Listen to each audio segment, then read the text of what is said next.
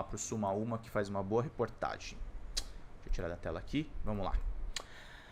É um site bem bonito, aliás. Vale dizer aqui, além deles fazerem um bom jornalismo, é tudo bem feito. A cidade que persegue, ó, morte anunciada, extermínio de árvores é prática em Altamira.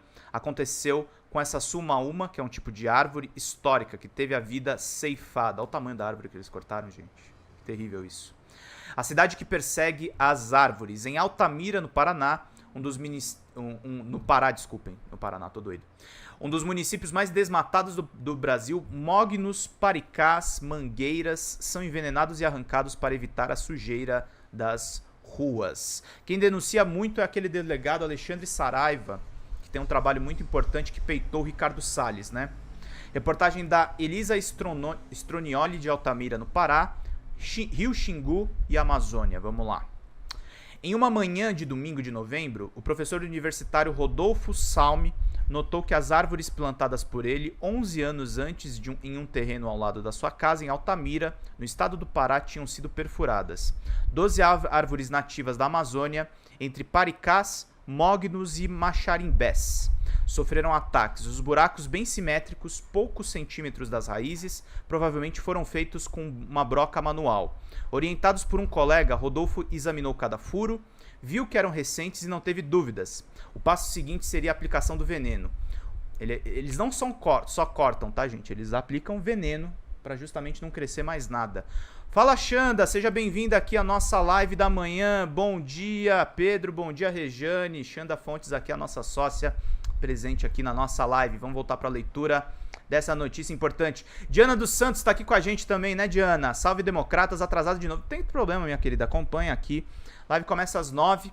Às vezes teve um pequeno atraso nesses dias, mas a gente está nesse horário para vocês não perderem absolutamente nada. O pequeno bosque plantado por Rodolfo tem cerca de 30 árvores e ocupa 500 metros quadrados em uma esquina de um bairro de classe média alta, com vista para o rio Xingu. Tem um certo declive e foi o que sobrou quando 4 proprietários lotearam a área. Oficialmente, o local pertence a essas pessoas que construíram as suas casas na vizinhança. Rodolfo, que é professor de biologia da Universidade Federal do Pará, a UFPA, e um ambientalista conhecido na cidade, plantou as árvores com a anuência dos vizinhos. Eu fiz isso com uma ideia pedagógica, com o objetivo de mostrar que é possível recuperar a floresta amazônica em poucos anos, disse ele. Coincidência ou não, só as árvores maiores, algumas com mais de 50 centímetros de diâmetro, foram atacadas. Árvores que morrem de repente, com suspeita de envenenamento, não são exatamente uma raridade na cidade de Altamira. Em meados de agosto, meia dúzia de mangueiras recém-plantadas pela prefeitura em uma área de proteção permanente, a APP, apresentou lascas no tronco e começou a secar. O local está entre a mata fechada e o asfalto, onde há um conjunto de avenidas, uma ponte e rotatórias, perto da região central da cidade, ou seja, uma área com potencial valorização imobiliária. Mas, como essas mortes de árvores quase nunca geram investigações, é difícil saber o que de fato aconteceu. Hoje, ao lado de onde jazem os restos das árvores, há alguns outdoors e uma cerca demarcando o espaço. No último dia 5 de junho, Dia Mundial do Meio Ambiente, a Prefeitura de Altamira coordenou uma ação de plantio com os estudantes e um dos reassentamentos construídos para a realocação das famílias expulsas de suas casas para a construção da hidrelétrica de Melo Monte. A Eliane Brum, que é a editora-chefe desse site, ela critica muito essa questão de Belo Monte. É uma bandeira que ela leva e ela transformou isso num jornal, que é esse jornal do centro do mundo, que é a Suma Uma. Os alunos plantaram 58 mudas de ipês amarelos, brancos e rosa ao longo da avenida. Pouco tempo depois, técnicos da prefeitura notaram que uma parte dessas mudas, devidamente identificadas com cerquilhas brancas, também morreram de repente.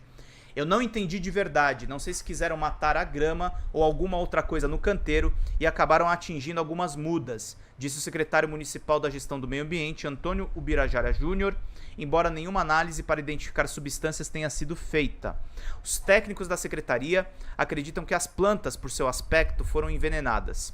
Elas ficam amarronzadas, foram secando, como se estivessem mortas, com aquela folha seca. E aí o nosso pessoal identificou e provavelmente foi utilizado agrotóxico, afirmou o secretário. Na rua Cumaru, há poucas árvores. O reassentamento, é isso mesmo, onde as mudas de ipê foram mortas, se chama Jatobá. Suas ruas também têm nomes de árvores como aroeira, jarana, mogno e castanheira. É um padrão criado pela Norte Energia, a concessionária de Belo Monte, que teve que construir 6 reassentamentos na cidade de Altamira para realocar os atingidos pela formação do lago da hidrelétrica. O Jatobá é o maior deles, com 1.154 casas construídas e um dos primeiros a começar a receber moradores em 2014. Para uma dessas casas, bem na frente da escola, foi deslocada Maria Eduarda Álvares, funcionária aposentada do Hospital Municipal. Enquanto varre a calçada, ela mostra as marcas de facão de um ipê bem na frente da sua casa, na rua Cumaru. Um vizinho quis cortar para limpar o canteiro, mas ela não deixou. No início, conta Maria Eduarda, a Norte Energia chegou a plantar algumas mudas em frente à escola, mas hoje praticamente não sobrou nenhuma. Numa noite, elas foram arrancadas numa espécie de arrastão, um ato para mostrar a força de uma das facções envolvidas na disputa pelo tráfico de drogas. Mas, além desse episódio, ela considera que os moradores em geral não gostam das árvores. Eu não sei o que tem aqui em Altamira, mas eles se incomodam tanto com árvore, diz Maria, que nasceu em Minas Gerais e compara a arborização local com a da sua cidade natal, Patrocínio. Aqui você vê poucas casas com árvore na frente, muitas vezes o morador mesmo manda cortar. É isso aí, deserto urbano em Altamira. Essa percepção de que em Altamira as árvores não são bem-vindas também é compartilhada pelo agroecólogo, Eunatan Ferreira Feio, funcionário da Secretaria Municipal de Gestão de Meio Ambiente, a SEMA. Eunatan coordena um levantamento de todas as árvores nas vias da cidade, uma espécie de censo, entre aspas. Quando está no campo, algumas pessoas se aproximam para mostrar a desaprovação do seu trabalho. Às vezes a pessoa chega perto e diz: "Ah, essa árvore não serve para nada, fica lá só sujando, só cai folha." Na maior parte do tempo, as pessoas enxergam a árvore como aquilo que vai produzir sujeira. Essa reportagem aqui é muito importante, tá, gente? Vocês não vão ver isso aqui na mídia zona. E eu tô trazendo aqui um material de alta qualidade para vocês, que é fruto das minhas zanzeiras aí em rede social. Elaine, bom dia, querida. Se vocês puderem mandar contribuições, a gente precisa de R$30. Quem puder mandar 50, eu agradeço muito. O censo começou há cerca de 2 meses e tem previsão de terminar até abril do ano que vem. Só então, no último ano da gestão, é que a prefeitura de Claudomiro Gomes, do PSB, deve apresentar um plano de arborização para o município. Enquanto isso, faz um plantio emergencial e a manutenção das árvores já existentes. A expansão do concreto. Com a construção de Belo Monte, a cidade de Altamira cresceu rapidamente, de cerca de 100 mil habitantes antes da obra. Em poucos anos, uma estimativa da prefeitura mostrou que o município chegou a quase 150 mil moradores. Além dos reassentamentos, surgiram em Altamira outros 6 loteamentos particulares que somam 28 mil lotes, com o objetivo de aproveitar a efervescência econômica produzida pela construção da barragem. Afora a migração, a retirada das famílias das áreas alagatistas na região central contribuiu para a ocupação da periferia. Com a expansão do perímetro urbano, o asfalto, o cimento e o concreto tomaram conta do que antes era mato. Como efeito dessa rápida expansão, Altamira se tornou um deserto urbano, nas palavras de Eunatan. Durante o seu mestrado em Biodiversidade e Conservação na Universidade Federal do Pará, ele assinou um artigo com os professores Gabriel Veloso e Raíris Herrera sobre os índices de arborização da cidade. Na pesquisa, encontrou um percentual de cobertura vegetal, PCV, de 0,49% para Altamira, enquanto o recomendado pela Organização das Nações Unidas, a ONU, seria de pelo menos 30%. A pesquisa também mede a relação entre as áreas das copas das árvores e o número de habitantes e chega a uma proporção de 1,72 metro quadrado de copa por habitante, um valor bem abaixo do recomendado pela Sociedade Brasileira de Arborização Urbana, que é de 15 metros quadrados de uma copa por habitante. Por causa das características de Altamira, um imenso território, Com terras indígenas e unidades de conservação, os pesquisadores adotaram por critério somente as árvores que estão no espaço público urbano, desconsiderando as áreas de proteção permanente, bosques e florestas, por exemplo. Em Altamira, nas áreas mais arborizadas, são as mais antigas. Na região central, a arborização é muito menor em áreas periféricas, mas isso não quer dizer necessariamente que na parte central tem mais árvores. Tem a ver com a densidade da copa, com o tamanho e a idade das árvores, explica Eunatan. O problema é que, se na periferia recém-expandida não se plantam árvores, ou se elas são jovens demais, no centro, as velhas árvores de décadas de idade são cada vez mais vistas como ameaças à infraestrutura urbana. Em agosto deste ano, uma enorme suma-uma do lado do terminal rodoviário foi derrubada pela prefeitura. Havia um projeto de ampliação da rodoviária, de responsabilidade estadual, disputando espaço com a árvore. Eu fiquei num dilema como secretário. Foi bem difícil dar essa autorização, disse o Birajara Júnior. A gente sempre busca o possível, faz todos os estudos, mas pela retirada das raízes havia uma probabilidade muito grande dela cair em cima do terminal. Justificou.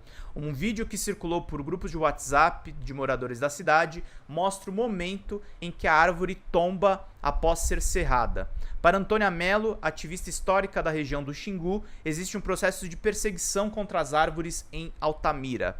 Ela pessoalmente testemunhou vários casos no centro da cidade.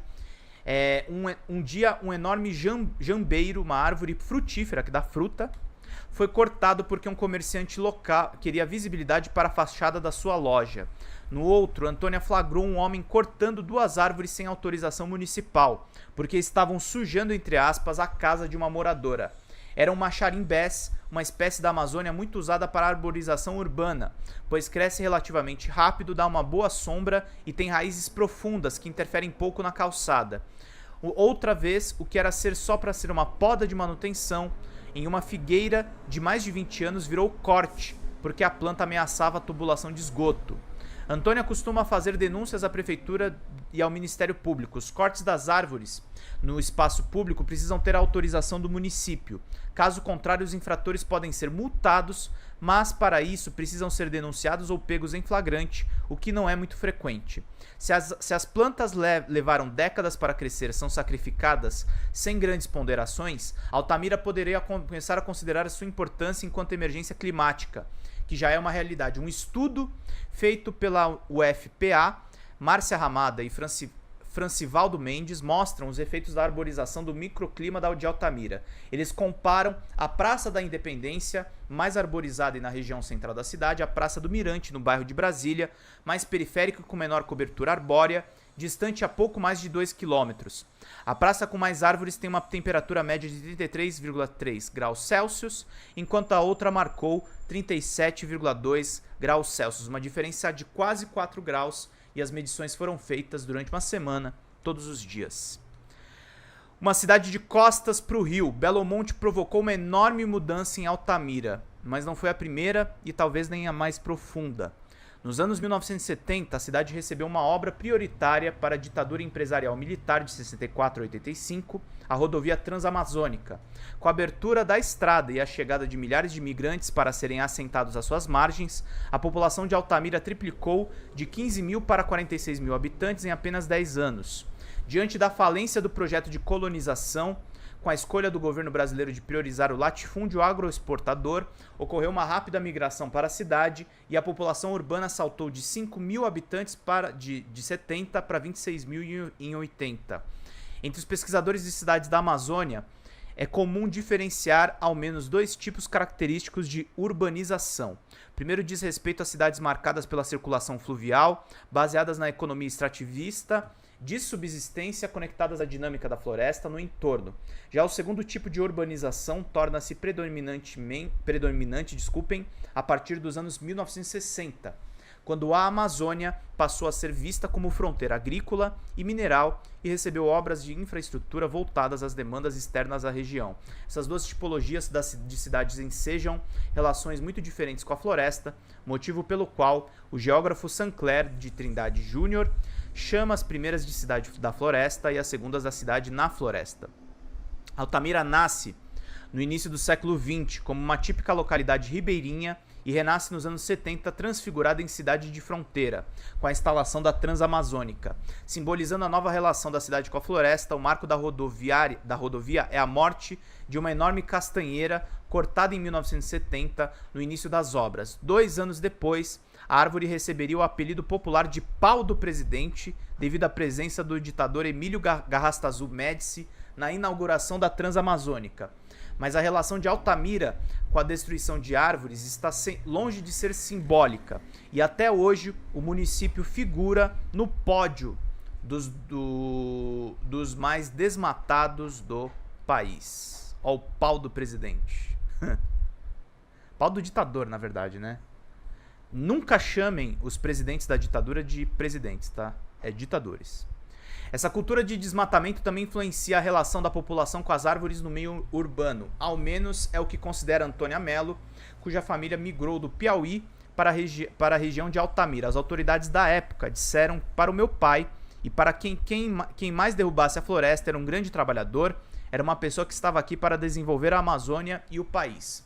Então essa educação da destruição da floresta, das árvores, pegou na cabeça da população, principalmente para quem veio com o intuito de devastar grandes hectares de terra para pastagem, avalia ele. Com a Transamazônica, Altamira foi dando costas para o Xingu e se voltando para a rodovia. Com isso, o rio foi perdendo seu sentido de circulação e passou a ser mais valorizado pelo aspecto meramente visual, paisagístico.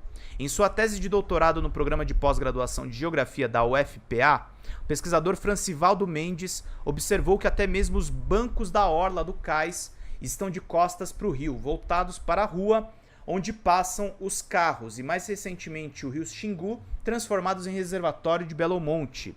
Privado de seu pulso natural, a tendência se aprofunda. Enéas Freitas nasceu há 85 anos no alto ou do Iriri para cima, como se refere às localidades ribeirinhas do rio Iriri, um afluente do Xingu, a dias de barco de viagem. Aos 3 anos ele veio para Altamira após a morte do pai. Aqui morou à beira de um rio, mas quando a prefeitura decidiu construir a orla, sua família foi removida da vila, perto da delegacia e a algumas quadras de distância. Mesmo assim, ele nunca perdeu o hábito de ficar junto ao Xingu. Em um sábado de manhã, no dia 2 de dezembro, seu Enéas estava sentado em silêncio, à sombra de uma grande mangueira, se refrescando com a brisa que vem do rio. Eu venho aqui por conta da frieza, corre o vento, a sombra, é por isso que eu venho para cá e passo quase todo dia aqui, conta. A mangueira plantada por um morador há mais de 40 anos, nas contas de seu Enéas, é o ponto de encontro de um grupo de amigos já idosos, diariamente se juntam para contar mentira, como ele diz. Ao lado dessa árvore, seu Enéas aponta para um quadrado na terra da calçada, demarcando a ausência de outra mangueira, que secou e morreu de repente, há cerca de 2 anos, também com suspeita de envenenamento. Era uma árvore, não fez mal para ninguém, era uma sombra, lamenta. Se tivesse crescido, a mangueira encobriria parte da vista para o rio, tão valorizada pelos moradores dos sobrados mais ricos, que aos poucos substituem as velhas casas de madeira dos ribeirinhos. Olha aí, amizade na sombra. Ele tem amizade com a árvore, né, gente? Seu Enéas de Freitas. Não é fácil matar uma floresta. Essa não é a primeira vez que o professor Rodolfo Salme suspeita de envenenamento de árvores plantadas por ele. Em frente à sua casa no ano passado, uma leucemia e 2 castanholas secaram de uma hora para outra. No mesmo período, um jambeiro que já dava frutos também morreu de repente no centro do seu quintal. Por sorte, desta vez, as árvores do bosque não chegaram a receber veneno. Com um pouco de improviso, Rodrigo cobriu os buracos com durepox, passou uma fita de sinalização em torno da área para inibir um possível novo ataque, capinou bem o local e colocou refletores noturnos. Enquanto fazia o seu trabalho, Rodolfo notou o nascimento de uma árvore que ele não havia plantado, uma suma-uma bem mais frágil, mas já bem mais alta do que um humano adulto. A semente que lhe deu origem teria chegado ali, carregada pelo vento. Uma suma-uma que nasceu sozinha e que resiste numa cidade onde, como define Antônia Mello, se perseguem as árvores.